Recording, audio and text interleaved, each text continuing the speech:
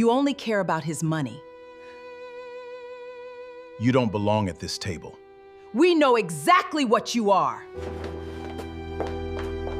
My mother-in-law leaned across the dinner table, wine glass in hand, and asked me directly, in front of nearly a dozen extended family members, whether I'd finally figured out how to actually contribute something to my marriage beyond simply enjoying the comfortable lifestyle Trent's family money provided. Several relatives laughed. My father-in-law added, with a smirk he clearly found genuinely clever, that some women just have a natural talent for marrying up. I sat there, absorbing that specific, calculated humiliation, saying nothing, because I genuinely didn't need to defend myself. 15 minutes later, my assistant walked through that dining room door carrying an urgent contract requiring my immediate signature, and the entire carefully constructed narrative Cordelia and Sherman Osgood had spent years building about their daughter-in-law collapsed completely, right there at their own dinner table. My name is Adeline Vosberg. I'm 32 years old, and for 4 years I've been married to Trent Osgood, a genuinely kind man whose parents, Cordelia and Sherman,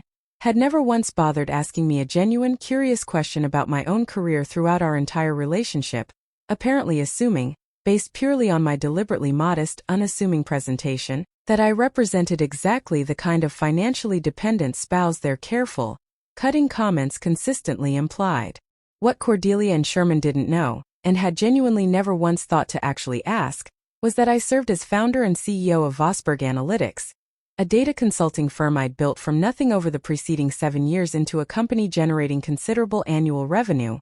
employing nearly 60 people, and maintaining contracts with several Fortune 500 clients throughout the region. I'd made a deliberate choice throughout my entire relationship with Trent's family to maintain genuine privacy regarding my professional life during family gatherings, partly out of simple preference for keeping work and family separate, and partly I recognize now because some part of me had wanted to see whether Trent's parents would ever genuinely value me for who I actually was as a person, rather than whatever professional accomplishments I might have shared to earn their more immediate, transactional respect. Cordelia and Sherman Osgood had built their own considerable wealth throughout Sherman's decades-long career as a corporate attorney, establishing a comfortable, socially prominent position within our city's business and social circles that they guarded with a particular kind of careful, status-conscious vigilance throughout their entire adult lives. I met Trent 5 years ago through mutual friends, our relationship developing genuinely and naturally around shared values and interests rather than any particular attention to family status or financial circumstances,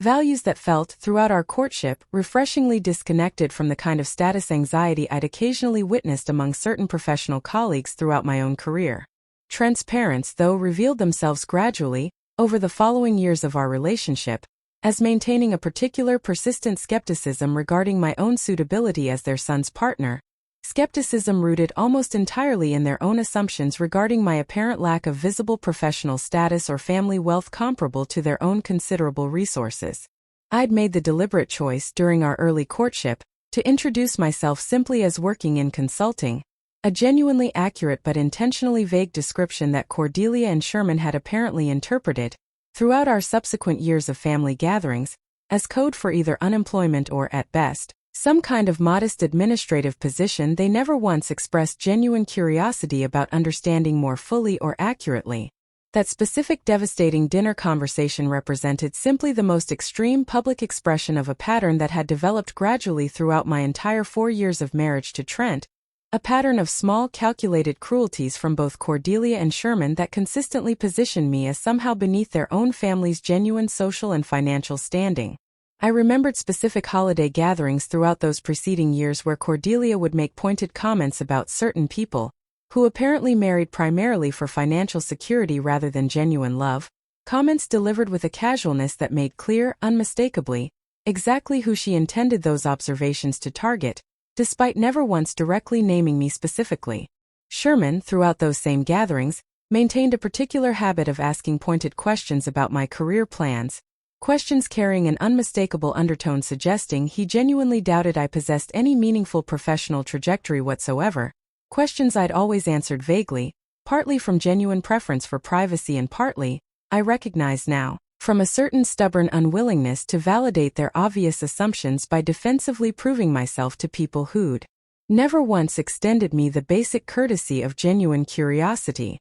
Trent himself remained largely unaware of the full extent of his parents' ongoing skepticism throughout most of those years, understanding some general family tension existed but genuinely underestimating exactly how pointed and consistent his parents' quiet cruelty toward me had actually become throughout our marriage's duration. That specific dinner occurred during an extended family gathering celebrating Sherman's upcoming retirement. Nearly a dozen relatives and close family friends gathered around the Osgood family's elaborate dining table,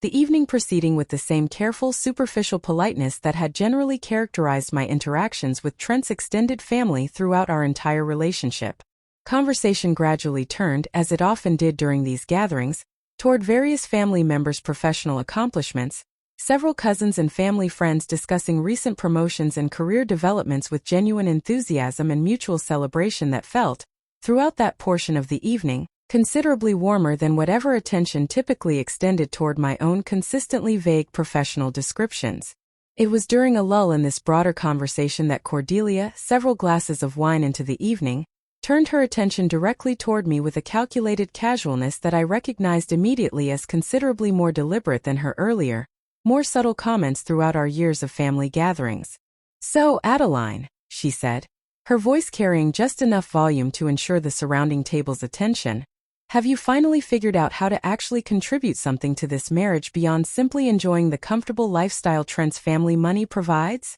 Several relatives laughed, some visibly uncomfortable but apparently unwilling to challenge Cordelia's specific comment directly, while Sherman, seated nearby, added his own contribution with a smirk he clearly found genuinely clever. "Some women just have a natural talent for marrying up,"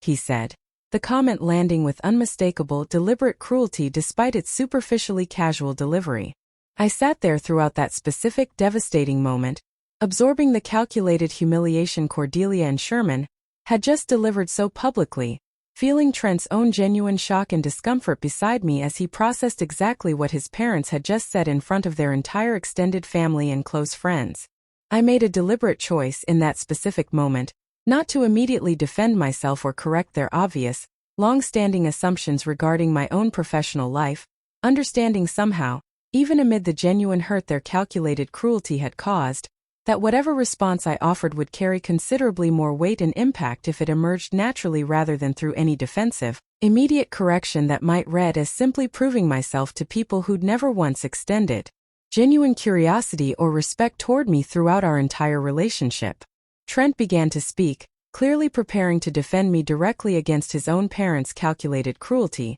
but I placed my hand gently on his arm, a small gesture signaling my own preference to handle this particular moment differently than his immediate, understandable instinct toward defensive confrontation. "I think," I said quietly, my voice carrying a calm that clearly unsettled Cordelia and Sherman considerably more than any angry, defensive response might have generated, "that you'll understand my actual situation quite clearly very shortly." Nearly 15 minutes after that devastating exchange, as dinner conversation gradually, awkwardly resumed around other topics, I heard the distinctive sound of the Osgood family's front doorbell ringing, followed shortly by their housekeeper's footsteps moving toward the entrance. I'd actually anticipated this specific interruption, having received a text message earlier that same evening from my executive assistant, Nadia Colville, informing me that an urgent contract requiring my immediate signature had emerged regarding a significant, time-sensitive client acquisition Vosberg Analytics had been carefully negotiating throughout the preceding several weeks,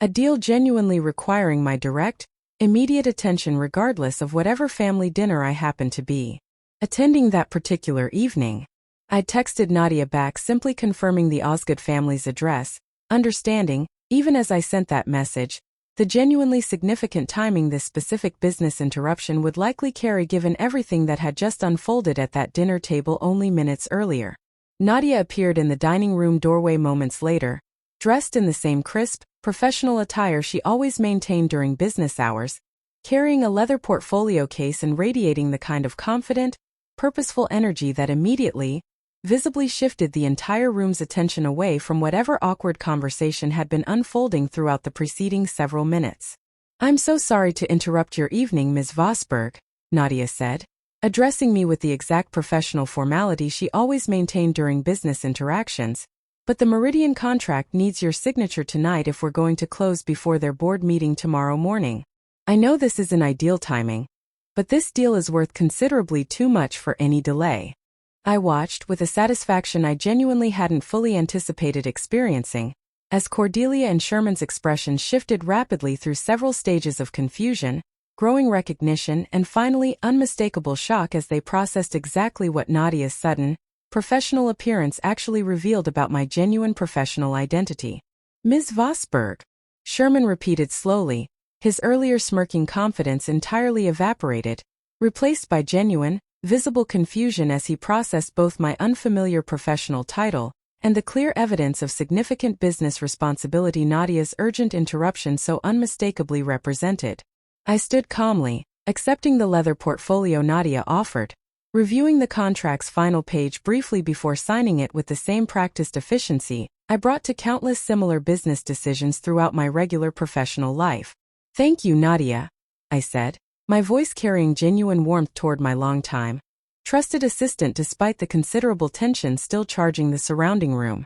"Please let the Meridian team know we're confirmed for tomorrow's signing." I turned back toward the stunned dinner table, watching several relatives exchange visibly astonished glances as they processed this sudden, undeniable revelation regarding exactly who I actually was, professionally, beneath the deliberately modest presentation I'd maintained throughout our years of family gatherings. "I run Vosburgh Analytics," I said simply, my voice carrying calm clarity rather than any triumphant gloating despite the genuine vindication this specific moment represented. "We're a data consulting firm. I founded it 7 years ago. We currently employ almost 60 people and work with several Fortune 500 clients." Cordelia's face carried genuine, visible shame as the full weight of her earlier comment settled over her. Understanding now exactly how thoroughly her calculated cruelty had been built entirely on assumption rather than any genuine attempt to actually understand my real professional circumstances throughout our years of family interaction. "I don't understand," she said finally, her voice considerably smaller than the confident, cutting tone she'd used just minutes earlier. "Why didn't you ever tell us any of this?" "You never asked," I told her honestly, my voice carrying no particular anger, simply clear, direct truth. "Not once in 4 years did either of you ask me a genuine question about my career. You just assumed, based on how I chose to present myself, exactly what kind of person I must be, and you built years of casual cruelty on top of that assumption without ever once bothering to actually learn the truth." Trent spoke up at this point, his own voice carrying genuine, controlled anger toward his parents that I recognized as considerably more direct than his usual conflict-avoidant approach to family tension. "You've been treating my wife like she's some kind of gold digger for 4 years, he said. "Based entirely on your own assumptions, without ever once genuinely getting to know her. That's not just embarrassing. It's genuinely inexcusable." The remainder of that dinner proceeded with a genuinely different atmosphere than its earlier portions, several relatives approaching me directly throughout the following hour, asking genuine, curious questions about Vosburgh Analytics, questions carrying authentic interest rather than the dismissive assumption that had characterized most previous family interactions throughout my entire marriage. Cordelia and Sherman remained visibly subdued throughout the remainder of that evening, Sherman eventually approaching me privately as guests began departing, offering an apology that felt, while genuinely uncomfortable for him to deliver, considerably more sincere than I might have initially expected given his earlier, calculated cruelty. "I judged you unfairly," he admitted. "I built an entire narrative about you based on nothing more than surface assumptions, and I'm genuinely sorry for how long I let that narrative shape how I treated you." I appreciated this acknowledgement, though I made clear, throughout the following weeks, that rebuilding genuine trust and respect would require considerably more than a single evening's uncomfortable realization, understanding that 4 years of accumulated casual cruelty couldn't simply be erased through one dramatic, revealing moment, however genuinely satisfying that specific revelation had ultimately proven. Standing in my own office roughly a year after that devastating, ultimately vindicating dinner, reviewing Vosburgh Analytics' continued growth alongside Nadia during our regular Monday morning planning session, I thought often about that specific evening, about Cordelia's calculated comment and Sherman's cutting smirk, about the particular satisfaction of watching their entire constructed narrative collapse the moment genuine truth finally, undeniably entered the room. I'd learned, throughout that entire experience, something genuinely important about the specific cost of allowing other people's assumptions to go unchallenged for too long. understanding that my own choice to maintain professional privacy throughout those 4 years, however reasonable in isolation, had ultimately allowed genuine cruelty to develop and continue considerably longer than more direct communication might have permitted. My relationship with Cordelia and Sherman rebuilt gradually throughout that following year, marked by genuine effort on their part toward actually getting to know me as a complete person rather than continuing to operate from convenient, unexamined assumptions, effort I appreciated while still maintaining realistic expectations regarding how thoroughly 4 years of accumulated casual cruelty could genuinely, completely be repaired. I think often, even now, about the particular power of simply allowing genuine truth to reveal itself naturally rather than constantly defending against other people's incorrect assumptions, understanding that Cordelia and Sherman's entire cruel narrative about me had only ever survived because I'd allowed my own privacy preferences to leave space for their convenient, unexamined judgment to develop unchallenged for far too long throughout our years of family interaction.